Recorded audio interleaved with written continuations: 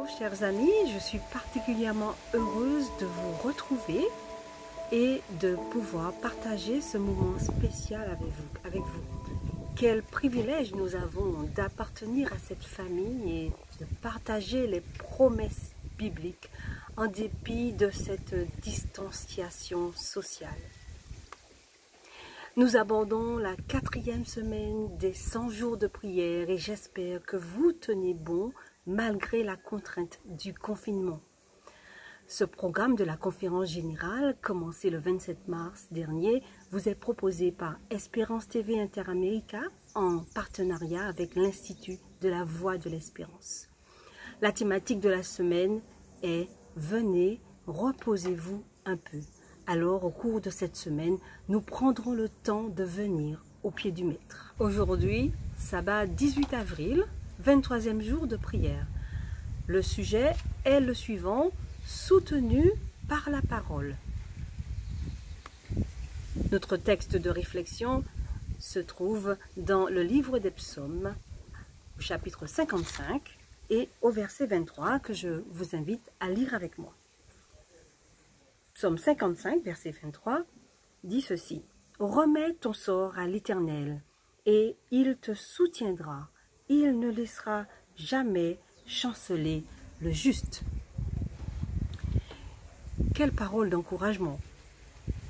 Nous nous souvenons que David fuyait ses ennemis, notamment son propre fils Absalom, qui voulait sa mort. Et c'est dans ce contexte que David a écrit ce poème. Et nous savons que Dieu lui assura sa protection et son soutien. Pour nous également, cette parole est réconfortante. Nous vivons notre 4e semaine de confinement et nous entendons s'égrener jour après jour un nombre impressionnant de victimes du Covid-19. Mais le Seigneur nous dit, remets ton sort à l'Éternel et il te soutiendra. Il ne laissera jamais chanceler le juste. L'épreuve était grande pour David et elle l'est aussi pour nous aujourd'hui. Le prolongement du confinement nous contraint à revoir nos priorités face à cette maladie infectieuse. La science n'est pas omnisciente, comme le disait hier encore le philosophe Alain Finkielkraut dans l'émission C'est dans l'air. En ce moment, à cause de la pandémie, nous sommes nombreux quelque part à être isolés dans nos maisons. Dans un sens, nous avons été contraints de faire une pause dans notre vie courante. Nos vies ont changé pour un temps.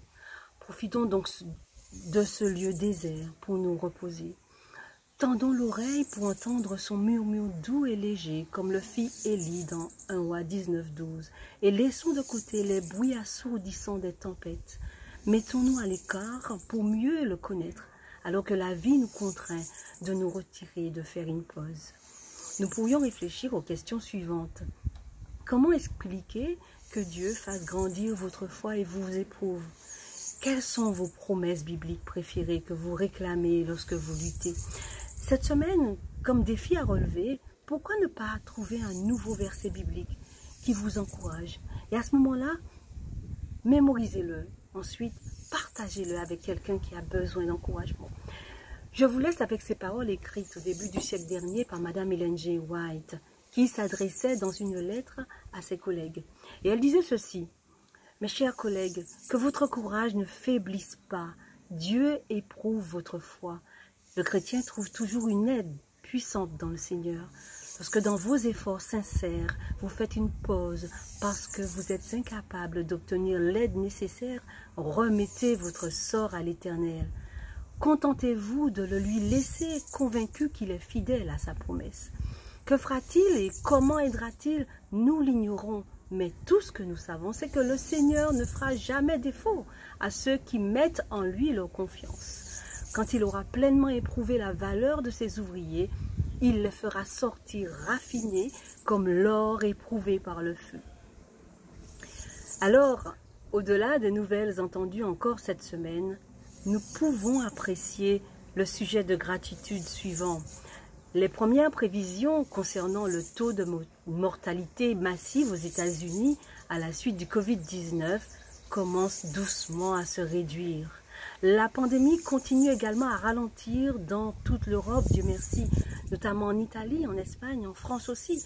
Et puisqu'on ne pourra pas rester confiné à vie et que la vie doit renaître, car l'isolement est une déshumanisation, disons-nous, et une autre mort, alors remettons notre sort à l'Éternel.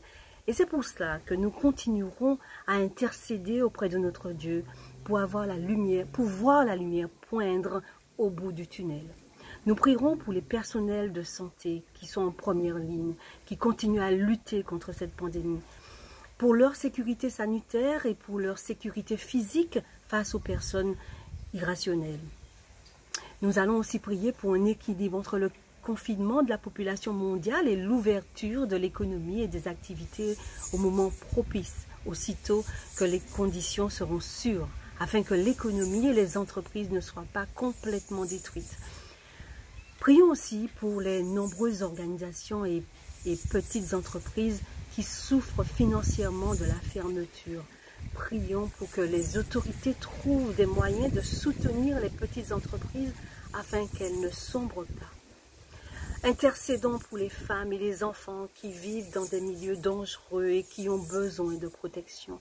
Prions pour avoir des moyens d'atteindre les personnes vulnérables et faibles de notre communauté.